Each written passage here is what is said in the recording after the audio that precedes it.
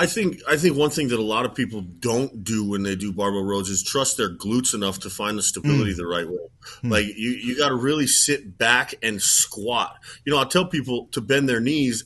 I'll tell a client, bend your knees to get into the row, and the knees will bend straight into the quads going forward, And it's like, no, when I said bend your knees, I really meant squat down to the back so that the knees stay stationary. And that's the only time I've ever felt the rows really well.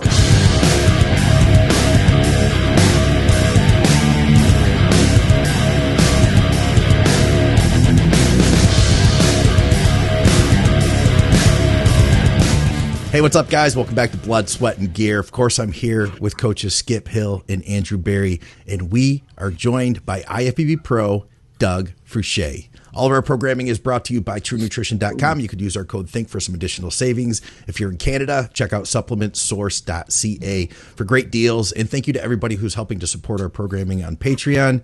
What's up, Doug? Thanks for joining us, man. Thanks for having me, man. I'm excited. I've been thinking about this for a couple months. This is good. We've talked about it a lot. Yeah, dude. So just to kind of give everybody a little bit of a background, in fact, I feel like so the first time you and I recorded, I believe it was that was like the road to North Americans, I believe it was. Yeah. And that would have been like 2019-ish, somewhere in there. That's right. Since then, you've turned pro. And you've just been tearing it up, man. How many times have you been on stage, on an Ifbb Pro stage this year?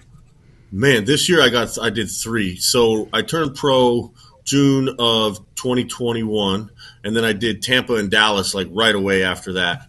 And then that was 2021, and then 2022 I started in Boston, did Boston, New York, and then the Cal. Cool. Got a couple pictures here. I wanted to throw these up. When was this from? Is this Boston? That's Boston. Yeah, that's Boston. That's my best look for sure. Nice. What do you weigh here? 281 in Boston. That was our stage weight. It was 281. Jesus. Yeah, that's crazy. He looked like it too. He looked 281. Yeah. I think I had one. Yeah, one I really feel like we captured the conditioning a lot better. I learned a lesson about competing too long, I think, when I tried to do New York and Cal, because I was just pretty tired. But you don't realize you're tired until it's over. Like, you don't realize, man, I was too tired until the shows are done and you see the results. But, yeah. Is this one? I was going to say, do you find you kind of get addicted to the look, like when you're in shape? Oh, man. I'm still in that. Like, I don't want to lose my abs. Every time I see myself getting soft, I'm like, I better do more cardio. I should keep dieting. Yeah, definitely. So that's you on the right, Doug? And then we got a guy we know really well here, Nate Spear, in the middle there. So that's a cool shot of both of you guys. Mm-hmm. Oh, yeah. I love that shot. And just even the third guy, which unfortunately I don't even remember who he was, but all three of us just have that great detail in the back. And I think it just really embodies what a bodybuilding stage should have on it. I was really proud of that. Yeah. That's technically proficient bodybuilders across the board, and that's all the things we can control. I like that. Yeah, everyone was in shape for that show, so it had to have been fun to kind of be backstage. And I mean, you got to see Barnick up close. It was like being at the Arnold, and that's what people, that's what I kept thinking, And Barnick, he was really one that stood out so much, because you just don't. I think a lot, also because he's darker, but in person, there's a whole other level to the amount of muscle he has and the way it ropes together that is just like, it was pretty wild. Pretty wild. Yeah. So we're going to do something kind of different today, guys. I had put a call out to all of you to give us some videos to critique. So, Doug is a personal trainer, and you train at the Mecca, right? You're over there at Gold's Gym, right? Yes, sir. Yeah, that's me. And you've been training there for a long time. You've done a lot of work too with guys like Charles Glass. How long did you work out with Charles Glass for? Oh man, I mean, Charles is we work out kind of sporadically together. If anybody knows Charles knows that his schedule is not set in stone, nor is it easy to chase him down a lot of times. But he's really more of my mentor as a trainer, and so we work really closely together pretty much every day. And then probably like during my prep and stuff, once a week I'll get a workout with him, but more than anything, we work pretty closely together, as like colleagues. That's cool. So, and really, I feel like anybody who's taken bodybuilding to the level that you have, training is an art, and I know that training is an art to you, and we all spend so much freaking time, thinking about how what it's going to take to improve a body part or what it's going to take to grow a physique. And I think that, I'll tell you, when I was a kid, I used to think that a guy with weak legs just had poor genetics for legs. And since then, I've realized that no, maybe the guy just didn't know how to train his legs properly. And there's so many facets to fixing that. I know we can't cover a lot of them here today, but I thought if we actually showed you some actual training, it would give us a chance to kind of not talk from we can have concrete conversations here versus just talking abstract, Yeah, absolutely. Yeah. So and it's so true what you say about genetics. Like, I think like when you say, well, the guy's legs are because of his genetics, there's so many different facets even to that. Like, how genetically does he have the connection? How was he born with his inherent connection to his hamstrings versus what he's learned, and then whether the muscle develops right or what the imbalance is so he can put himself in the right position to contract the muscle correctly. Oh, so many different things. Yeah. Go on for days. Yeah. So, of course, too, I want to get everybody's input on all this stuff. I have a wide variety of stuff here. I'm going to start with this guy. This is Nick sent this in. So this is a Deadstop Barbell Row. And this is, we're going to see if we technically can get this working. I'm going to turn the volume down. All right, so we should be able to talk over these too. And I can pause this stuff, rewind it, whatever you guys want to see. We can adjust as we go here. But yeah, so I know Nick is, he's actually a client of mine, and I asked him to send this over. I can think of a couple things I would like to see because I've watched this before, but I really want to hear what you guys have to say about this. And back is something that he's really need to work on. For him in general, I would say the thing that we really need to bring up is his posterior chain back on down. I mean, really, for me, I would say it looks pretty good. I would probably have him think more about keeping his hips back so that as he pulled up into his thighs, it would sit more into his hip pocket. But otherwise, I mean, he's stable. He's not really rising up or leaning back or anything. It looks pretty good. Mm-hmm. But I do feel like with the head down and you see the hips come forward just a little bit as he finishes the row, he's not getting the full contraction into the lats. That's all. That's the only thing I really see. Yeah. How do you guys feel about Deadstop versus a regular barbell row? I'd prefer it personally. You prefer Deadstop? Yeah, well, I don't when I do regular barbell rows, like I can go for 1 week, 2 weeks, but usually that third week when I start to add a little bit more weight, I always fuck my back up. And then I'm not rowing for, 2, 3, 4, 5 weeks at that point. So I avoid regular bent over barbell rows. And I've tried to strengthen my abs. I've tried to do a lot of different things that, outside of just getting stronger at doing barbell rows to try to accommodate to be able to do the exercise. It's just something I'm not built for. Yeah. I think one thing that a lot of people don't do when they do barbell rows is trust their glutes enough to find the stability the right way. Like you got to really sit back and squat. I'll tell people to bend their knees. I'll tell a client, bend your knees to get into the row and the knees will bend straight into the quads going forward, And it's like, no, when I said bend your knees, I really meant squat down to the back so that the knees stay stationary. And that's the only time I've ever felt the rows really well because I kind of had the same problem with straight legs, not trusting my posterior chain for the stability. I would always feel it in my lower back before I'd feel it anywhere else. And so once I started good point about the glutes. Trusting the posterior chain for stability. Go ahead. I'm talking over you. Go ahead, Doug. Oh, no problem. I just said that's about it. Like once I found the stability in my posterior chain and could really sit there, then I was able to basically do the same thing the guy's doing on the Deadstop, like put that pull into it without jerking it and really connect with the lats driving that into the waist. Yeah. I had a training partner who would poke me in my glute. He was a chiropractor. I've talked about it before. But he would poke me in my glutes while we were doing bent over rows to make sure that my glutes were tight. And it was funny how many times they weren't. And as soon as I would tighten and literally consciously keep them tight, the large majority of the stress on my lower back was gone. Oh, So, absolutely. I agree. and I don't know if that's Andrew's situation, but it's something to consider, because I know it was so dramatic for me, and I have a history of chronic lower back injuries. So when the glutes are such huge stabilizers and they help take so much work off of the lower back, that it could be something. The only other thing I'd throw at you, Andrew, and this isn't me trying to train you or anything, but I know I've come to more oblique work in the last year, and how much the obliques play into stability for exercises like this too. And I think what happens, I don't want to get sidetracked on this, but what happened with oblique work years ago was it was kind of labeled as this bad thing because it was going to give you Rich Gaspari obliques because everybody was doing side bends with 100-pound dumbbells. But there's oblique work that can strengthen your obliques without making them ridiculously thick and thickening your waist, that can really help with stability through the midsection.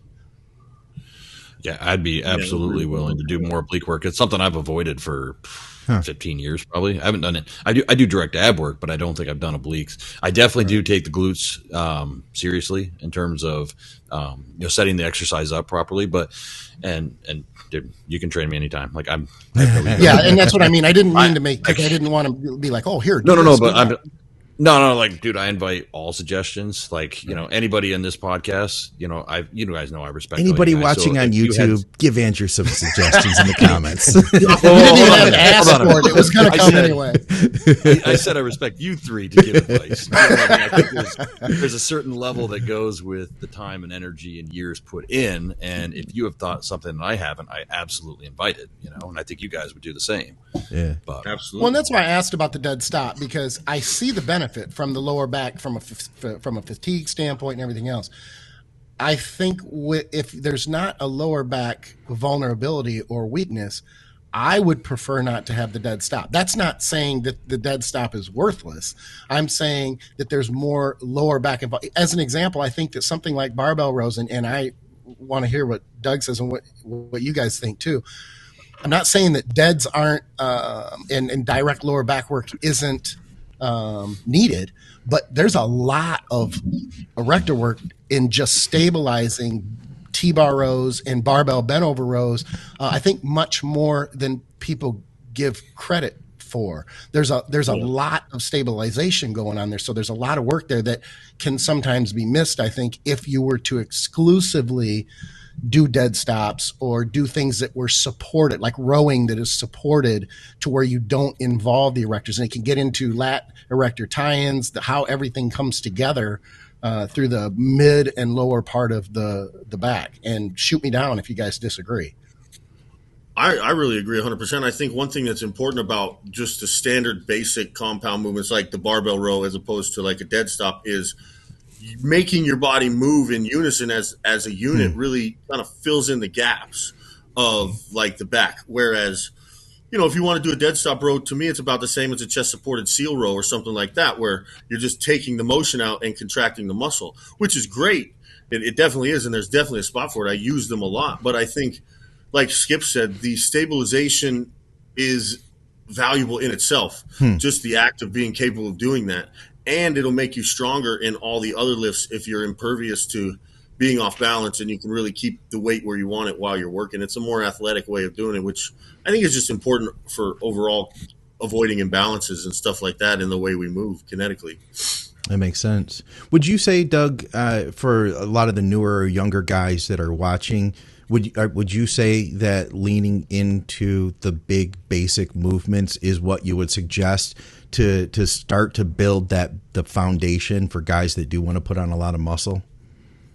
I think so. Yeah. I mean, I think that, most of us probably started that way, bench, squat, deadlift, barbell row, and do all that stuff. I think there's a lot of value to that. But of course, that's where you get a bunch of dudes who do it wrong and too heavy and hurt themselves and really derail themselves. So, you got to do it correctly. You have to understand what you're asking your body to do. And I also think that it's just dangerous to start with the attitude of move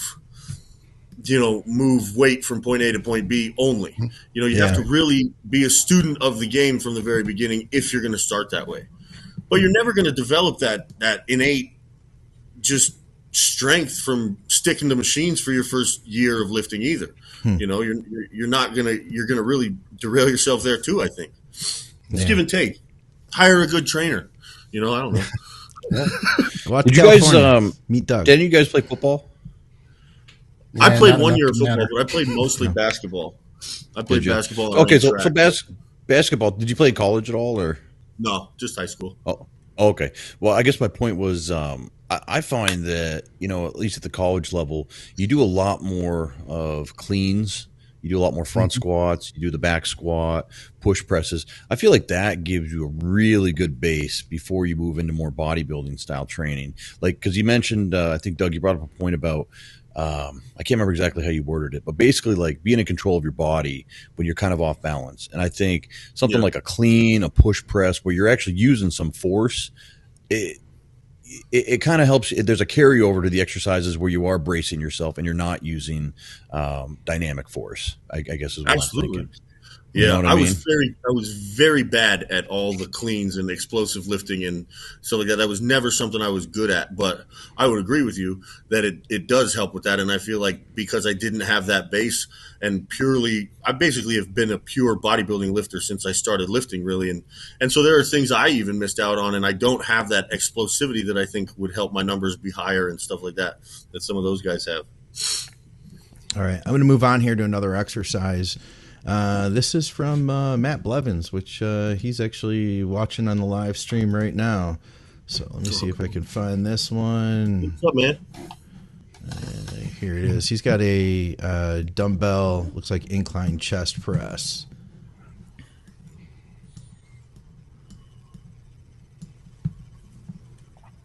He gets extra points for the shirt. It's a cool shirt.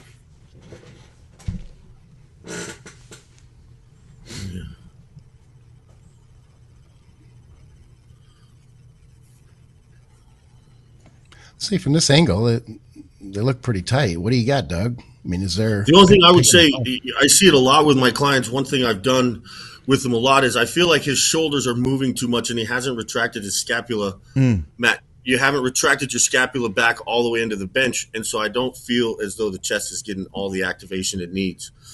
The way I would coach it is I'd have you stay at the top of your rep and then see if I can do it. Without bending your arms, retract your scapula back, almost as if you're pushing your chest through your biceps like that. And then as you press, imagine you're pressing your body down through the bench, and that will keep those shoulders safe and immobile while you're pressing so the chest will get everything. That's why I said about that angle, too. I wondered if maybe he took a video from the side because that's what I was picking up on, too. I was like, well, maybe he's got another angle here. Yeah, that's interesting. I never heard that term before, the way you suggested that. So you're contracting the scapula, basically. You're pushing that. How did you say that again? Pushing your body through the bench? How did you say that? Yeah, you're pushing your body down backwards through the bench. I heard this one thing once. It was actually Phil Herndon who said, you build more muscle moving your body through space than moving weight through space.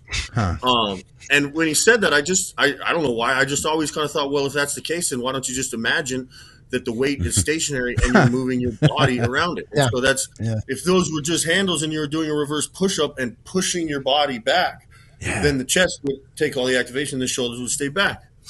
So I do that with a lot of exercises. I'm just like, move your body around the weight. It's just a pull-up bar, It's just a pull-up bar. You're just doing a lat pull-down. Yeah. Your chest has to come up to the bar rather than all the other ways people move. I want to ask you guys. The big one most people associate it with like deadlifts, right? Like don't pull the weight, like drive your feet through the floor. You guys probably all heard that one, right? Yeah. Mm-hmm. Spread the floor apart. Open it up. Yeah, all that stuff. What were you going to say, Skip? Going back to the professional muscle day, it's funny that you made that reference because I haven't heard that in a long time, but he made that reference years ago and repeatedly. But I mean, that goes back a ways. I don't remember when it was that I heard that, but I heard it. And I mean, I talked with Phil a couple of times, and just a wealth of knowledge. Where everybody, we take from everybody. That's how we learn. Sure. That's how we make the sport better. Absolutely. I wanted to ask you guys, what would you say is your favorite, or what do you feel is your best muscle grower for chest? Man, if I could figure that out, I'd do a lot better on stage.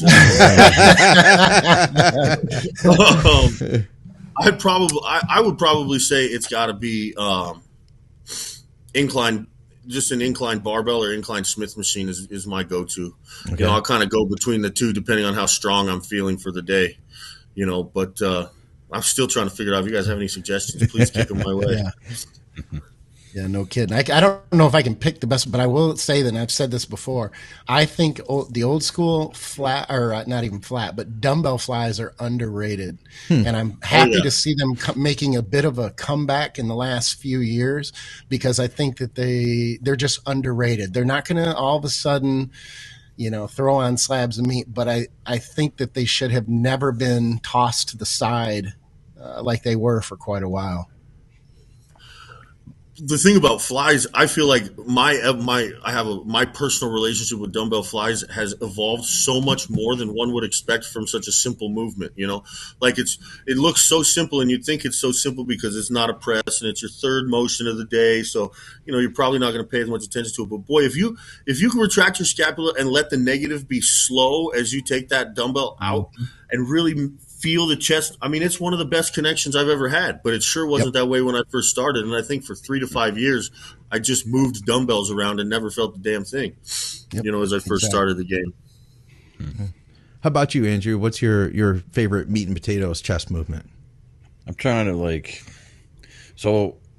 separate which are the ones that I'm good at versus which one do I get up and be like, wow, that targeted all my chest fibers. And the ones I'm good at are somewhat good. Incline dumbbell press and incline Smith press on a low angle. And I feel really good connection to those. But I got to say, we have this blue Body Masters machine. Ooh. You lay on it. I'm trying to think. It's part of this. It's a chest press here, and then on the other side, it's a shoulder press, and it's a plate loaded. I don't know if you guys know what I'm talking about. I don't think I've ever seen that. Me either. I've seen a lot of I got a video on my Instagram. I'll send you guys later. Okay. But it's just the connection is so good because my elbows, I feel like I just drive them like right in as I come up, and I feel the pecs contract so nasty that you get done off of a set like that. And like, I just remember that in my rotation when I'm using it, it's always the exercise I get up and I'm like, chest is smoked. Like all the fibers, I feel them, Yeah. There's one, and it looks like a simple machine. Decline? The hammer strength decline? Yeah. Charles has a way of, I got to see if I can find a video. If not, I'll just make one tomorrow. Send it. Charles has a way of adjusting your hips out a little bit and retracting your scapula so that you just do the decline like a flat. And I mean, it's one of the hardest positions I've ever gotten, had to try to get into. But there's been like 5 or 6 times I've gotten in it, and like 3 sets of 12, and you're just finished your whole chest. Yeah. That's like the whole. The way you put that about whether I'm good at it or I actually feel smoked, then I had to think back, and that was one I am not good at it. But when you get it right, it's like, wow. I'll see if I can find it because that one's really cool, and everybody's got a hammer strength decline. Yeah. Most people. All right, I got it. We'll switch gears here again. Got a shoulder exercise. Ooh, that's today. Lateral raises. I'm gonna turn this volume down here if I can get to it. We're going to get demonetized here with a little Blink 182 or something in the background. Right off the bat. His shoulders are doing way too much. His scapula's coming way up and down too much. Yeah. Would you guys agree? Yeah, I would agree with that. I feel like this exercise can be a real tough one for guys to figure out. Not just guys, for people to figure out that they don't get the connection right. I see people doing all sorts of stuff using their traps, just not getting it. What could we tell him to help him get more of the activation where he wants it? The first thing I would say, because I agree with you. I teach this a lot, and I spend a lot of my time like holding my face, like, okay, how are we going to figure this out? What are we going to tell this guy to get him to get this in? And with him, the cool thing is he has his hands the way I like them. You come down, you pour the drink out with your thumb, and drop that, driving with the elbow. But I would just tell him to drag his knuckles on the ground so he stops thinking about picking it up. So you just tell him, just drag your knuckles on the ground and throw those dumbbells to the side. Thank you. That's where I was going to go. Yeah. That's good shit. It's not lifting up. It's getting them, throwing them to the side. I will stand next to a client and say, just hit me with the dumbbell. Just hit me. I'll do the same thing. Exactly. It's stay wide. It's stay wide instead of looking at it as I'm trying to get them up as high as I can. Yep. I think it takes a lot of the trap work and again, the scapula, the position of the scapula, and that digs in more, I think, to the side delt. I'm glad you made that point. I was waiting because I was going to see if you agreed with that or not. I had not heard that idea until just recently, and I've used it so many times since. It was a client of mine, shout out to Andrea Watson. She had said she tries to touch each side of the room, basically. She tries to go out versus bring it up. And it is so frustrating when you can do it. You know, it's like, I do this all the time. I know how this exercise works, but to try to fix it on somebody else. And I feel like this exercise can be a game changer. For me, at least, delts, I feel like they're a small muscle group. And when I figured stuff out with them, they started growing like really fast. And if you can take an exercise that isn't working for you and change it, that muscle is going to, you know, you could get some really like almost like newbie like gains if you start activating it right, you know? I tell people all the time, because I think the same thing as you, Scott, that they're such an interesting muscle group, and they really are much more technical than people realize. And I tell people a lot, I say, shoulders are like the laziest little kid that wants all the credit. They want to help everybody with everything and do nothing on their own. Yeah. You know, it's like they want to get on everybody's project, but when you ask them to do something all by themselves, they refuse. They don't like it. I just got one from you, Andrew. What's this video you just sent me? It's the video. It's the machine I was referring to. Oh, yeah. It's the Body Master Power Systems. Oh, okay. All right. Oh, that looks good. So, see, in my head, I was picturing the Paramount that is the isolateral with the swivel handles. But when you said Body Master, I'm like, no, that's Paramount. Yeah. Oh, yeah. Yeah, this is one of those doubles. Because on the other side, there's a shoulder press, very similar plate loaded machine. That looks heavy as shit. I bet you that's heavy as hell, huh? With the weight right there on you. Yeah, it feels heavy. What do they got? 6.5 plates there. This might be probably the most I've done on it though, Doug. It's probably like I did it again. This is probably last year, middle of prep at some point. I did it yesterday and I got like 5 plates for 11 reps. I think here I did like 6.5 for like 9 or something, which is probably the heaviest I'd ever go on it, just out of safety's sake, you know. I mean, you can't really fit much more weight on it either. Yeah. Sometimes we'll band it too. Sometimes we'll band it, which makes it like the contraction is out of this world. Like I can't even describe 3 plates on this for like sets of 10. You just, it's the kind of pump that you want when you're going out on stage. Put it that way. Huh. Man, that's what you want. Hey, Doug, I heard that a lot of the machines have changed. Like they've got a bunch of new stuff over there at Golds Venice now. What are the pieces that you really like there right now? Well, I like most of the old ones still. There's a we have a really nice, gosh, who makes it? Now that I think it's just this old black incline press, plate loaded in the back. I think it's in a carrion or something like that. And it's just a humbler, man. You put the plates on the back and it's an incline press that is so heavy. That one's good. So it's not Ibex, it's Icarian. I just want to be clear. I think it's Icarian. It might be that's a little inside shot at one of our listeners. It's an inside joke from last month's show. Yeah. But honestly, I mean, they put a whole bunch of new Gym 80 stuff in because I don't know if you know the gym was Golds got bought by RSG, who owns McFit, which are all these German gyms. So the guy bought all these gyms, and he owns Gym 80, which is this other equipment brand. And they're really pushing it, but it's not all that great. You know, it's just really big and hyper-engineered. And, like, they have these chest presses that have a lever that will drop 30%. Like, there's plate loaded, but then there's a lever, and it'll slide back, so it's 30% less weight. And you're supposed to be able to do that on your own in the exercise. No, you cannot, I promise. But they think you can. But really, you know, all the old stuff is still there. There's the red. You guys have all been to Golds, yeah? You know, a couple times, yeah. The red hammer strength chest press that's a dip on the other side. Okay, that one's really good. It's like a seesaw.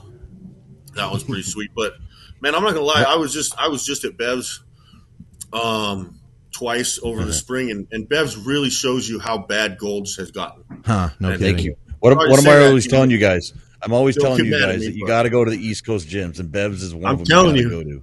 I'm telling you, Right? They have everything, that's right? half the reason I want to go out there. Like, I'll go spend 10 weeks in the fall in New England just so I can train at those gyms. It's way better. So, Doug, the other one you want to go to, which is about an hour and a half away from there, is McNally's gym. Believe me, I know about that gym. I've never been, but I'd love to go there. Yeah. The super gym. The posing room. All those the famous posing room videos alone. of Evan and Jose Raymond training back there and all that stuff. Oh, man. Yeah. Yep, exactly. All right. I think I have another barbell row. I'll throw this one up for Kyle. Nobody said a squat? Yeah, I didn't get any leg. I asked these guys. I was like, "Hey guys, can you send me some leg stuff?" But Skip and Andrew didn't have time to grab anything. Oh, you wanted us to do it? I asked if you not you, like if you had any clients or anybody who could throw something over last minute. I'm sorry. Yeah. Let's see. It was last minute.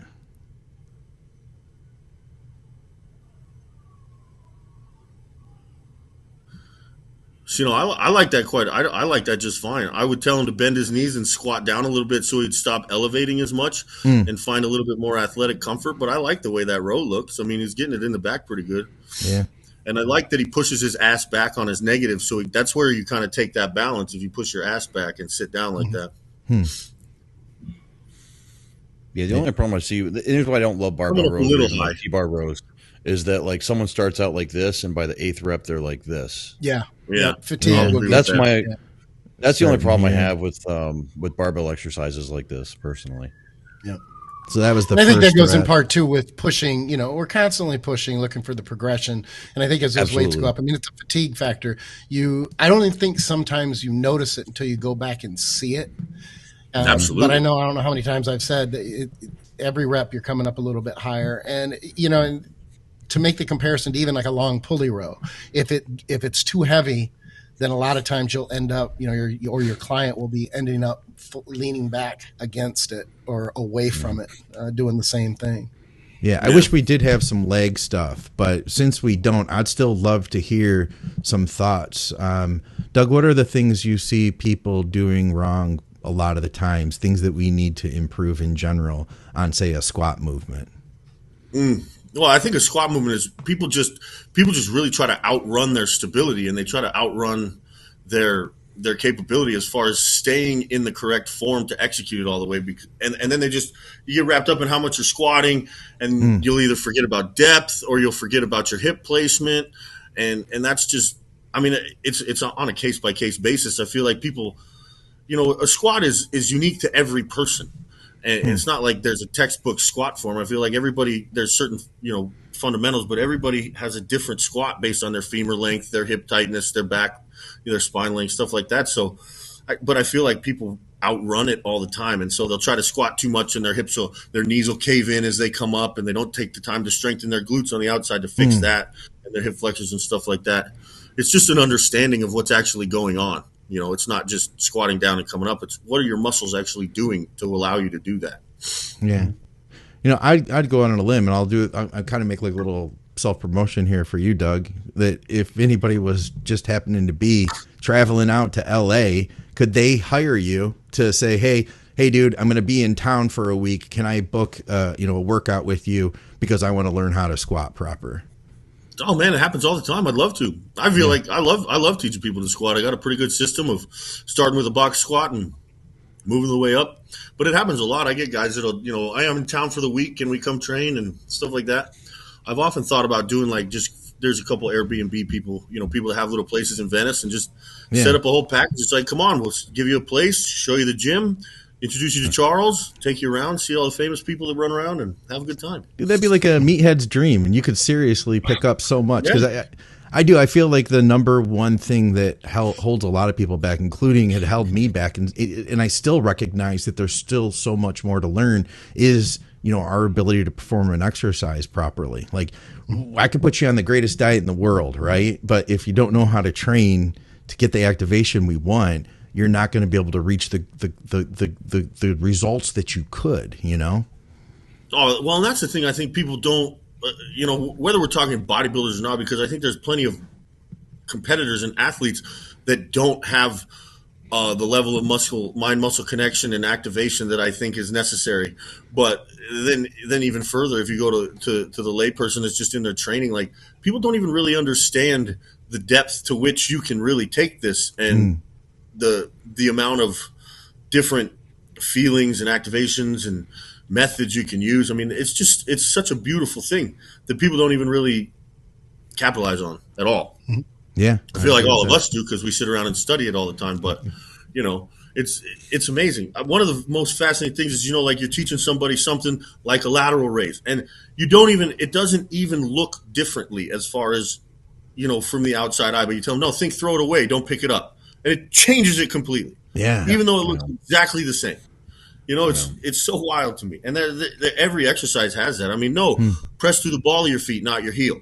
Changes the squat or a leg press altogether, 100%. All that stuff is so cool. All right. I had a couple more. I think they're both back. So we got a lot of back stuff here. Now, this is a cable pullover, I believe. Oh, this is a good one. Yeah. This is another one that I feel like I teach so much, and there's so many different ways that people do it, so many different things that people get into. You get a lot of tricep activation. Yeah. You get a lot of tricep mainly, and then just you miss the lats altogether. You miss what's supposed to happen because they're just pulling that weight down, and also the motion there. You know, I generally what I'll say is you're either cross country skiing or you're Donkey Kong running forward and jumping over a wall. You know, so you're pushing down as you spread your chest apart and squeeze the back together, just as if you were going to propel yourself forward. And, you know, that's like everybody wants to run away from it like he's doing. He's pulling down, but he's running away from it. You know, pull your body into it like you're jumping over a fence or something, you know. And that one's good. I also don't like people to do it with such a narrow bar. I'd rather a rope or a wider bar so you can feel your scapula close a little bit more around at the backside. Okay. It's a little unstable too, in the sense that if you don't have very good coordination or you've just started using this exercise, you're going to have a hard time getting everything even and getting that feel, I think, even left to right, you know, through your scapula and through the muscles that you're actually trying to hit. I would, and this isn't taking a shot at the guy doing it. He may not have access to a bunch of equipment, but I would trade that bitch out for a good pullover machine or a dumbbell pullover in a heartbeat. You like dumbbell pullovers, huh? The pullover machine would be lovely. I feel like the pullover machine hits the lats a little differently. Like the pullover machine will hit the lats lower and build that thickness down low. But I think the stretch here, I don't get on a pullover machine. But I think that also might be some of my dimensions being hard to fit in them a lot of the time. But yeah, the rest of us fit into a pullover machine quite easily, Doug. The one at Golds literally hits my lats and stops. It's newer Nautilus ones. It sucks. We've asked them to change the pads so many times they won't. I miss, you know, like the old Hammer Strength one with the plates behind it. Oh, that one was awesome. Yeah, I've got one of those. Yeah, and Hammer Strength also makes a shitty one that doesn't have a step. So if you don't have a step to bring the lever up, then you're not going to get enough stretch in the bottom position. So that you tear your shoulders up just putting it back. Yeah. Oh, I remember that. You always got to have a partner that like pushes it for you to get your arms back. Yeah, that's what we got. We got that one. Exactly. Yeah. All right, we got one more here. This is a dumbbell row. So more back. Get the volume. Let's see if I can get this. There we go. And we can remain monetized. It is good that there's a lot of these back exercises because I've said it before and I still believe that back training is the most complex and the most grossly performed inaccurately muscle group trained. I'm trying to get it out. You know what I mean? I got you. A lot of people train back incorrectly. I agree. Yeah. A lot of times, you know, I think that until you actually either really get into it or you get a trainer that knows what they're doing, you don't even really train back the way a bodybuilder should train back, especially. I mean, I agree with you 100%. You know, like there's so much arm and so much forearm and so much jerking and so much muscling it up that, you know, I would bet a lot of guys go 5 years without a good actual lat pump. Yep. Yeah, I could see that. So what do you think about like John Cena? What do you think about the bench setup, first of all? What do you think about using that as your support, Doug? I feel like that would get in my way. I wouldn't want anything in between my legs like that. I would turn around. And usually when I do it, I just put my hand on the top rack of the dumbbell. Okay. And the dumbbell rack behind him. I just do it off the rack. I like to do my dumbbell rows where you go, I square my feet and put most of the weight on my hand so that I'm really resting forward. and then I try to get a full 90-degree angle and just pull it like I'm holstering a pistol. That's what I tell them, pull it like you're holstering a pistol, and that's the best way I can get a good stretch. And I try as hard as I can to imagine that I'm pulling my body straight down to the floor. That's one of the other things, because everybody wants to lean back and really wrench it, and I mean this is supposed to stretch your lat all the way to the bottom and then pull the entire slab, your whole back, the whole right side of your back up and through. And so I like to try to stay really stationary and almost a 90-degree angle, which I haven't seen many people do it that way, but it's just, I feel it so good on a, like, just, it just builds the thickness right through the middle of the back all the way down through the lat if I do it like that, as opposed to standing up like he is. Yeah. And also, if you stagger your feet like that, you're always going to twist a little bit and get some oblique in there, which I also try to avoid. I try to keep my body completely still and pull around it. See, I wondered if he was opening up that, and I don't know because I don't know what his thought process is, but I wondered if he was opening up that wide so that he didn't twist, because he isn't, I don't see much twist.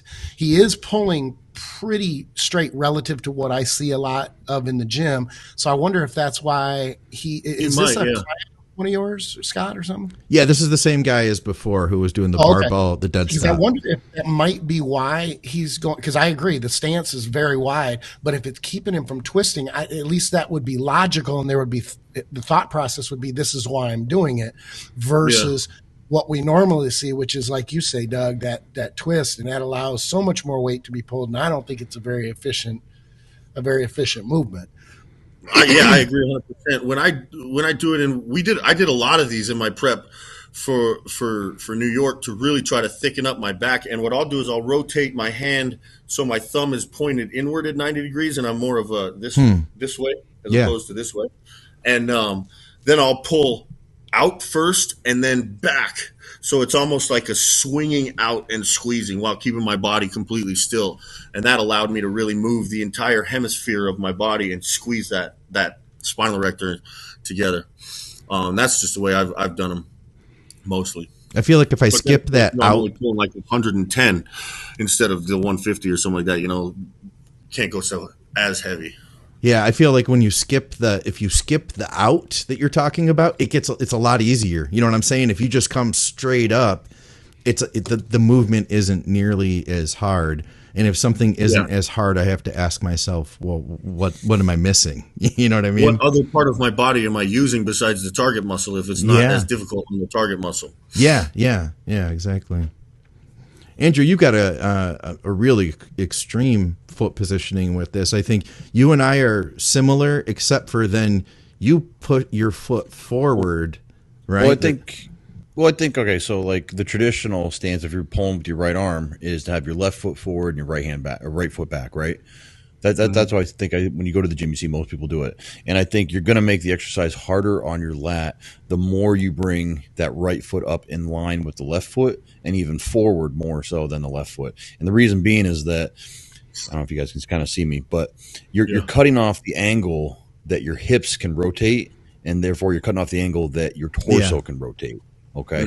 So I think, and when you do that, you're going to keep it more in the target tissue. And here's a case in point, and I think you just mentioned it a minute ago, Scott, when you feel like the exercise isn't as hard on the target tissue that it should be, why is that? Yeah. And I think a real prime example, if I wanted to do my heaviest dumbbell, I would use my right foot back, my left foot forward, and pull with the right arm to be able to cheat a little bit and get that torso rotation. If I wanted to, and if I cut that, if I do it the other way that I'm talking about, that weight gets cut by 30 to 40% to get this to actually effectively, and I'll feel it light up the lat a lot more. Yeah, and I would definitely chase that second method of doing it every time. I'll take that over moving the weight every time. Yeah, I think when you're younger, you just want to see the weight go up, and you want to see the weight that you're moving. You want to feel like you're accomplishing something, and then you get to a certain point where you care less about that number that everyone sees you lifting, and you care more about how you're internally feeling it, how it's hitting that target tissue, and thus the progress that you're getting out of it. Which is the art comment that Doug was making earlier. And I think it's really important because when people first start out, it's a movement from A to B. You're moving the weight from A to B. You're benching, you're squatting. And the art really comes into, like you're saying, Andrew, it's the feel. It's when you're squatting, knowing what your hips are doing, knowing what everything feels like, not just, well, shit, did I feel that in my quads, and, you know, moving the weight from point A to point B, which a lot of times, and I don't know if you guys would agree, but I almost look at it as almost like if you can move a weight for 10 reps at 100% of your strength, the training that you probably should be doing should be in that 80 to 90% instead of that 100%, because it's about a feel. It's how everything, I call it the green room, because that's a surfer reference for catching the perfect way. It's everything feeling fluid. It's everything feeling smooth and like it's a machine. And the first rep looks like the fifth, looks like the 10th. It might be a little slower, but it looks exactly the same and it feels the same. And I think that's what one of the skills of training that people forget to think about. Like, yeah, even though we're training to build muscle, you have to practice the skill of squatting and training. And that's really where the skill comes in, is being able to maintain your composure under that pressure and under that fatigue and still execute properly, which is something that only comes over time and being comfortable. Like, you know, you have to develop that comfort. I've often wondered if that's not a bigger part of, you know, like one's genetic advantage over somebody else is like, do some people inherently not have to struggle with activating their quads on a squat, and then so they never really think about what's happening in their squat because, well, it works perfectly and my legs grow and so I feel good. And then, you know, there's guys like the rest of us that have to, man, squatting really sucked until I figured out how to put the foot placement and stuff. Like, are there some people that they just know that inherently and that's just how they already move, and then the rest of us have to learn it, or not? I've often wondered, like, that seems to be more of a genetic advantage than actually having a better ability to grow tissue. Understanding the way to move without developing impingements, developing imbalances, you know, stuff like that. Yep. That's athleticism at its heart, really. Yeah, it really is. That makes sense. And there are going to be those people, you know, the people that just naturally are more coordinated, the people that that naturally gravitate toward exercise or sports, while somebody else, you know, gravitates towards art or, you know, science. I can see that for sure. I like that, man. That's all we got though here. Dude, that was awesome. That was really fun, cool. Dude. That was really cool. That was very different than what we normally do too. Man, I really appreciate you taking the time to hang out with us, Doug. Thanks for having me on, guys. I really appreciated it. Let's do it again. I love talking about training. So yeah, I'll do that all day long. We need to do it again. All right, well, we will. Rock and roll, guys. So if people want to get a hold of you, Doug, what's the best way to find you on social media and anything else? Instagram is good, at Douglas Fruchey. My email is pretty easy to remember. It's dougfruchey@gmail.com. My TikTok, probably not so much. I'm just getting used to it, and every time you open that app, it like screams at you. Yeah. So I don't fuck with TikTok very much, but Instagram is good and email is good. Always, like Skip said, I love talking about training, and I just love seeing people get better. So if I can help in any way, let me know. Hell yeah. And I want to know if one of our listeners like heads out to California, they hire Doug. I want to see some video of that. So get some pictures. Oh, yeah. That would be cool. Yeah, that would be fun. We'll make that happen for sure. Yeah. We'll make that happen. You know what I just realized? What's that? I went on Instagram. Did you get a different Instagram at some point, Doug? Me? I didn't follow you. What? Really? You son of a bitch. Like, you son I was of a like, bitch. oh, let's see this. Yeah, I feel like a fucking dick, honestly. I blocked him. Don't feel bad. For a little while, I had somebody managing my Instagram, and they kept doing that. They kept going through and like deleting followers that you didn't. That's got to be what it was, because I know I followed you. I know I've had I that happen followed a couple times since 2018 National. So okay, all right. I'm not offended. Don't worry, man. We all good. All right, cool. Guys, if you want to reach out to Skip or Andrew for coaching, teamskip.com or bodyberry.com. Hit me up, mcnallydiets@gmail.com. And check out our great sponsors, truenutrition.com. Use our code THINK and supplementsource.ca for you guys in Canada. Thanks again, Doug. We appreciate it. Rock and roll.